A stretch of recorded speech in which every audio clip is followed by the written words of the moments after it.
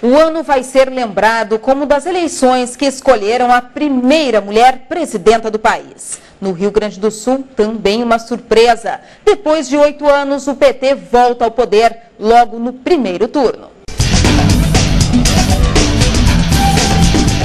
O nome de Tarso Genro já estava definido como pré-candidato a governador pelo PT. Em março, a governadora Ieda Crucis foi a escolhida para disputar a eleição pelo PSDB. No mesmo mês, foi a vez de José Fogaça deixar a prefeitura de Porto Alegre e assumir a pré-candidatura ao Piratini. A parceria dos trabalhistas com o PMDB se manteve e o deputado federal Pompeu de Matos foi indicado para vice-governador. Nós não vamos apoiar este ou aquele, nós vamos compor um cenário.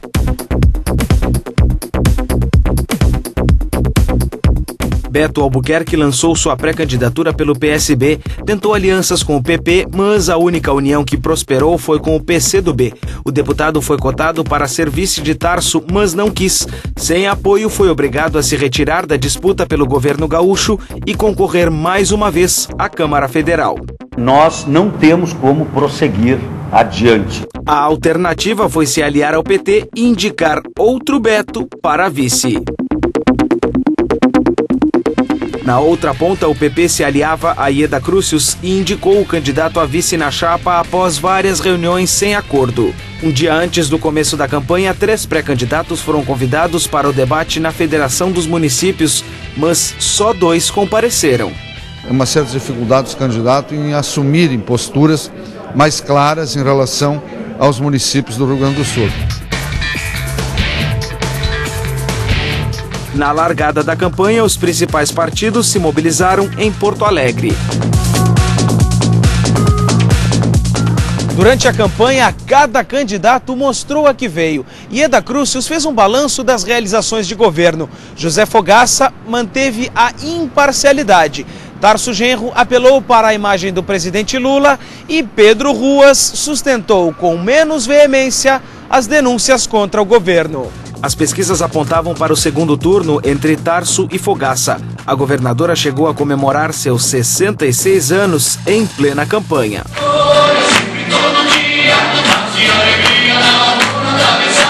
Do início ao fim, a disputa eleitoral empolgou menos em 2010.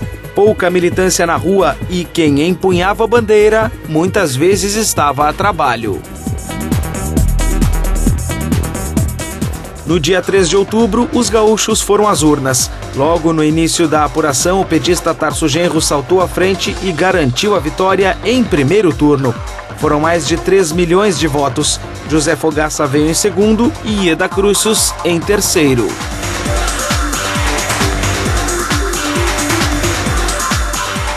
Mas nem tudo era festa para os petistas. Dilma Rousseff, que aparecia como eleita em primeiro turno, segundo as pesquisas, não conseguiu a maioria absoluta dos votos. E a disputa com José Serra se estendeu por mais um mês. A largada da campanha da presidenta eleita foi em Porto Alegre. Ela recebeu uma medalha na Assembleia Legislativa. Antes disso, em abril, a então chefe da Casa Civil do governo Lula apostava em 2 palanques, PT e PMDB. Você não recusa apoio, nem recusa participação em palanque. Um mês depois, o então pré-candidato José Serra esteve no estado. Ele se encontrou com deputados do PMDB que não apoiavam Dilma Rousseff do PT, ao contrário da inclinação do partido no cenário nacional. Se o PMDB não tiver candidato próprio, a minha tendência é apoiar o Serra de novo. Eu estou muito satisfeito com isso, porque nós estamos somando forças. Outros 2 presidenciáveis também visitaram a capital gaúcha. Plínio Arruda Sampaio, do PSOL, e Marina Silva, do PV. Ela deu entrevista exclusiva à Ubra TV. Um dia antes do início oficial da campanha, a emissora exibiu o programa Sabatina em edição especial com a candidata. O Pacto Federativo no Brasil ficou truncado ou pela metade. A União passou a ter uma atitude que subtraiu cada vez mais as receitas dos municípios. José Serra veio pelo menos outras 4 vezes ao Rio Grande do Sul. Dilma Rousseff também, em uma delas para conhecer o neto Gabriel, que nasceu em meio à campanha.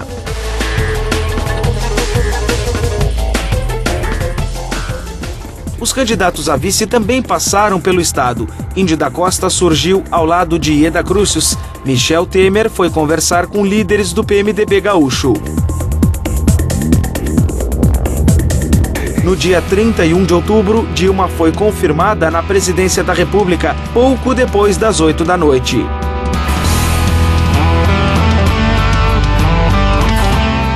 O segundo turno ocorreu em meio a um feriado. Havia o temor de que muitos brasileiros desistissem de ir às urnas e apenas justificassem o voto. Mesmo assim, havia quem desse o exemplo. Se ganhar um que eu não queira, mas eu vou ficar pensando, não. O meu papel eu fiz. Também foi o ano das novas ferramentas de comunicação. O Twitter foi adotado por todos os candidatos para prestar informações e fortalecer a relação com o eleitor.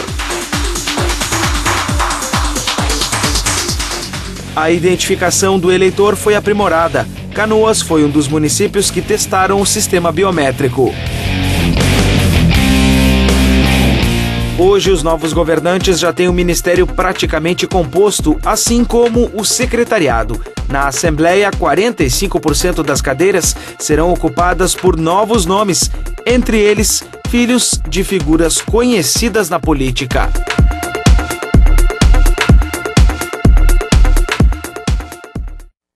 E depois do aumento dos salários dos deputados federais, senadores, ministros, vice e presidente da República para R$ 26 mil em dezembro, os deputados gaúchos fecharam o ano também aumentando o próprio salário, que vai ser de R$ 20 mil.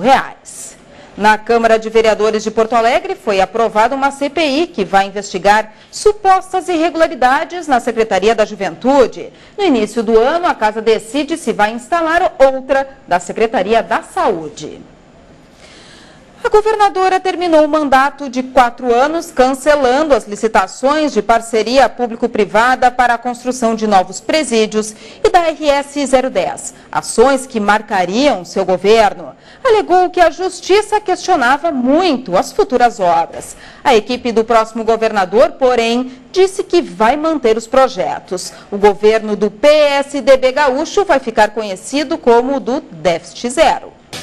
Ieda Crucius foi a primeira mulher a assumir o governo do Rio Grande do Sul, com uma base aliada ampla e com divergências em vários setores da sociedade.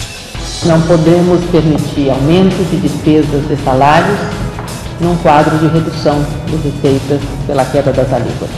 Logo no começo do governo, Ieda começou o embate com o funcionalismo a não conseguir manter em dia os salários. A crise na segurança do Estado se instalou depois da renúncia de Enio Bassi. O vice Paulo Afonso Feijó se transformou no principal crítico dentro do governo. A dificuldade em dialogar com a oposição fez com que a governadora tivesse derrotas significativas na Assembleia, como no caso do pacote de ajuste fiscal. A fraude no Detran, considerado o maior golpe da história do Rio Grande do Sul, e o caso dos selos na Assembleia, abalaram ainda mais a confiança no governo. 2008 começou para Ieda Crucius com a instauração da CPI do Detran na Assembleia Legislativa. Durante as investigações, o clima foi tumultuado entre os deputados. 40 pessoas foram indiciadas, entre elas, ex-diretores do departamento. O vice-governador Paulo Afonso Feijó assumiu o cargo depois de fazer as pazes com Ieda. Mas o clima amistoso durou pouco. A divulgação de gravações de conversas do chefe da Casa Civil desestabilizou o governo. O novo escândalo abriu espaço para a oposição. O PSOL chegou a pedir a cassação de Ieda. Como resultado, mudanças no secretariado e nas metas de governo. Inclusive, troca no comando da Brigada Militar.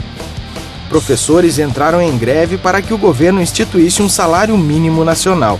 Houve corte nos pontos e a categoria protestou. Na Assembleia, deputados se mobilizaram para não aprovar a renovação dos contratos de concessão dos pedágios por mais 20 anos. E a superlotação dos presídios resultou na criação de uma força-tarefa para reduzir a falta de vagas. Com 2 anos de mandato e com as contas em dia, Ieda Crucius enfrentou sucessivos pedidos de impeachment.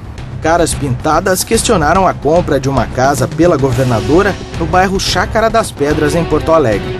O PSOL entrou com solicitação na Assembleia depois de denúncias da viúva de Marcelo Cavalcante, ex-assessor de Ieda, sobre doações de campanha. Centenas de manifestantes foram à casa da governadora. A sequência de protestos acabou em 5 prisões. Rejane de Oliveira, presidente do CEPERS, foi uma das detidas. Não vamos jamais calar a nossa voz. Aliados do governo também apresentaram denúncias. Adão Paiani, ouvidor de segurança pública, questionou o uso indevido de informações na secretaria. Já o lobista Laer Ferst denunciou o desvio de recursos doados à campanha. A ação civil ingressada pelo Ministério Público Federal em Santa Maria foi a gota d'água para a instalação da CPI na Assembleia. Mas no fim das contas, o relatório oficial terminou sem indiciar ninguém. Especialistas chegaram a apontar que a crise política não tinha precedentes no Estado. No último ano de mandato, Ieda Crucius se dividiu entre o governo e a campanha à reeleição. Porém, os escândalos não deixaram de rondar o Piratini. O resultado foi o 3º lugar nas urnas. A questão dos pedágios voltou à tona. Depois de denunciar os contratos para que o controle voltasse a ser do governo federal, o Tribunal de Contas determinou que o Estado deveria fiscalizar as rodovias pedagiadas. Porém, Ieda conseguiu provar que a atitude era legal e que a responsabilidade sobre as 7 praças seria da União. O governo do estado e Prefeitura de Canoas firmaram um convênio para a construção do primeiro presídio privado do Rio Grande do Sul. Exatamente o presídio vai ser um elemento de estímulo ao desenvolvimento, talvez gerar mais de 10 mil empregos. O encontro estadual do PSDB no Litoral Norte oficializou Ieda como candidata à reeleição ao governo do estado. É que aquilo que eles disseram que eu e nós fazíamos, nós não sabemos fazer. Março foi marcado pela luta dos servidores por reajustes. Primeiro, a Brigada Militar. Acordo fechado na segurança, professores entraram na discussão por melhores salários. A Assembleia Estadual do CEPERS definiu que os educadores ficassem em vigília em frente ao Palácio Piratini até que a governadora atendesse a categoria. Em abril, aconteceu a formatura dos novos soldados da Brigada Militar. O reforço recorde de 3.800 homens no efetivo foi direcionado ao policiamento nas ruas. Mais recursos humanos, mais veículos e a nossa responsabilidade é fazer a redução da criminalidade. Com a recusa do PP em indicar o candidato a vice, o PPS ganhou espaço. Berfran Rosado foi o escolhido para concorrer ao Piratini ao lado de Ieda. A coligação reuniu 4 legendas: PP, PPS, PRB e PSDB. Setembro começou com mais 2 fraudes. A Polícia Federal desencadeou a Operação Mercante para investigar um roubo de 10 milhões de reais no departamento de marketing do Banrisul. 3 pessoas foram presas, inclusive um superintendente do banco. Que uma determinada pessoa, que é funcionário público, que ganha um determinado salário e vive de maneira diferente, é a maneira que nós temos também de investigá-lo. No Parque da Expo Inter, em Esteio, Ieda Crucius não se pronunciou sobre o caso. Ricardo Engler, secretário da Fazenda do governo e presidente do Conselho de Administração do banco, prestou esclarecimentos à imprensa. O problema não está nos pagamentos que o banco fez, e sim no destino dado aos pagamentos que o banco fez. No mesmo dia, o sargento da Brigada Militar César Rodrigues de Carvalho foi preso acusado de corrupção e extorsão de contraventores ligados à exploração de caça-níqueis. O sargento da Casa Militar foi acusado ainda de acessar dados de deputados, advogados e jornalistas. Ele disse que fazia a mando de pessoas. Só da Casa Militar ou da assessoria do Palácio? Ele disse que fazia a mando de pessoas. Mesmo com os escândalos, Ieda continuava em campanha pelas ruas da capital. Nas urnas, ela foi a 3ª candidata no número de votos.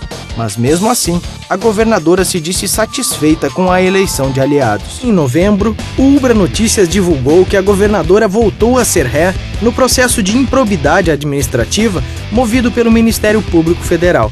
O Superior Tribunal de Justiça acatou o recurso dos procuradores. Eles pediam que Ieda tornasse a responder à ação que aponta uma série de irregularidades envolvendo o desvio de 44 milhões de reais do Detran Gaúcho. Porém, 30 dias depois, o mesmo ministro excluiu Ieda do processo. Às margens do Guaíba, com brindes de champanhe e foguetório, Ieda Crucius transformou em festa a assinatura do arrendamento do Cais Mauá.